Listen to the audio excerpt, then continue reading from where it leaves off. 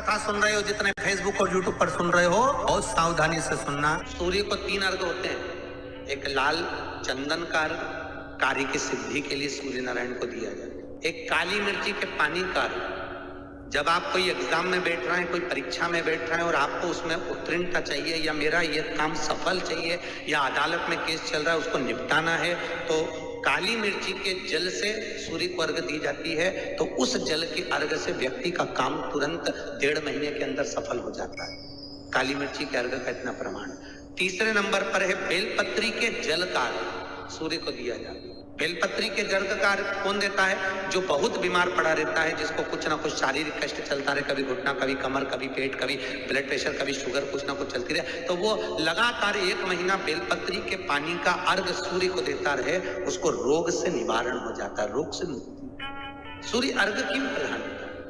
जैसे शंखों की प्रधानता होती है कि गणेश शंख आता है, शंख अलग अलग होते हैं, राक्षस शंख होता है, गणेश शंख होता है, विष्णु शंख होता है, दक्षिणमुखी शंख होता है, नारायण शंख, ब्रह्म शंख, शंख अलग अलग होते हैं। गणेश शंख के अंदर चांदी का सिक्का डाल दो, उसमें पानी भर कर रख दो, सवेरे सवेरे पानी, जिसको कम सुनाई देता है उसको आचमन कराओ, पानी पिलाइए, मात्र 15 दिन के अंदर श्रवण शक्ति बढ़ जाती है महाराज। उस बच्चों की जिनको सुनाई कम देता है उसको सुनना चालू हो।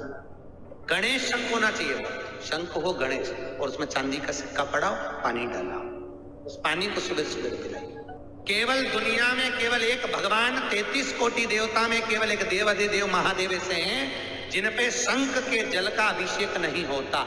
बाकी के सारे देवताओं पे शंख का जल चढ़ेगा, पर शंकर पे नहीं चढ़ता, क्योंकि शंकर ने शंखचूर्ण राक्षस का संहार करा था, जिसकी हड्डियों से शंख जाति का निर्माण हुआ था।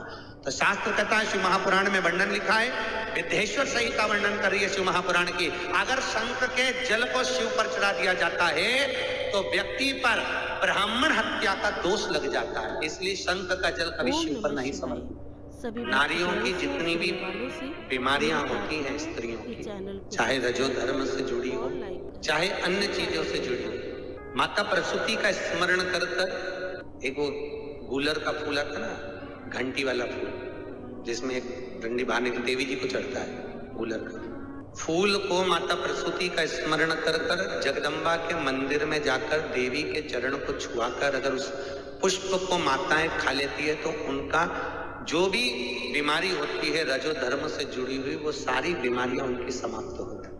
कई कई बच्चियों को रजो धर्म से जुड़ी हुई बहुत तकलीफ होती है, तो वो माता प्रसूति का स्मरण कर कर उस फूल को देवी के चरण में छुआकर उसको खा लो, चबा चबा। ये उसी तरह है जैसे भगवान शंकर पर चढ़ाया हुआ सूरजने की फली के पुष्प, जो सूरजना की फली बोलते हैं, क्या बोलते हैं, सांबर की फली, सांबर में डलती है, सूरजना की फली होती लंबी लंबी, कड़ी में डालते हो, सेम की फली, उसके जो पेड़ होता है उसकी 31 झूमर, पत्तियों के झूमर लगते हैं, पत्तियां अलग अलग झूमर में लगती है, 31 झूमर तोड़ लीजिए, शंकर को समर्पित कर दीजिए। रात को 12 बजे शिव जी को चढ़ाकर उस झूमर को वापस उठा लीजिए, 31 झूमर को, 31 झूमर, उसको पानी में उकाल लीजिए। घर जाकर आधा लीटर पानी में उकालोगे, 250 ग्राम हो जाएगा, उतना पानी बना लो, ठंडा करो, कपड़े से छानो, भले रात को 2 बज रही हो, 2:30 बज रही हो, 1:30 बज रही हो, और शंकर के मंदिर में जाकर उस जल को,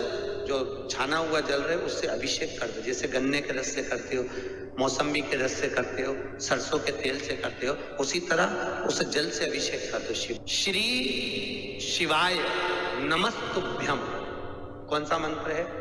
श्री शिवाय नमस्तुभ्यम। जैसे भागवत जी का मूल मंत्र होता है ओम नमो भगवते वासुदेवाय, शिव महापुराण का मूल मंत्र है श्री शिवाय नमस्तुभ्यम।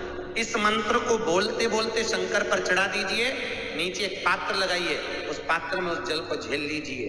मात्र 8 दिन 7 दिन उस पानी को सुबह सुबह खाली पेट लेना चालू कर दीजिए, शुगर लेवल में आ जाएगी। जिंदगी में कभी ना तो शुगर ऊपर जाएगी ना नीचे जाएगी, शुगर का लेवल कभी नहीं बढ़ेगा। 50 बार चेक करवाओ, डॉक्टर को दिखाओ, 25 बार चेक कराओ, तो खूब मिठाई खाओ। सभी भक्तजनों से और सुनने वालों से मेरी प्रार्थना है कि चैनल को सब्सक्राइब करें और लाइक करें।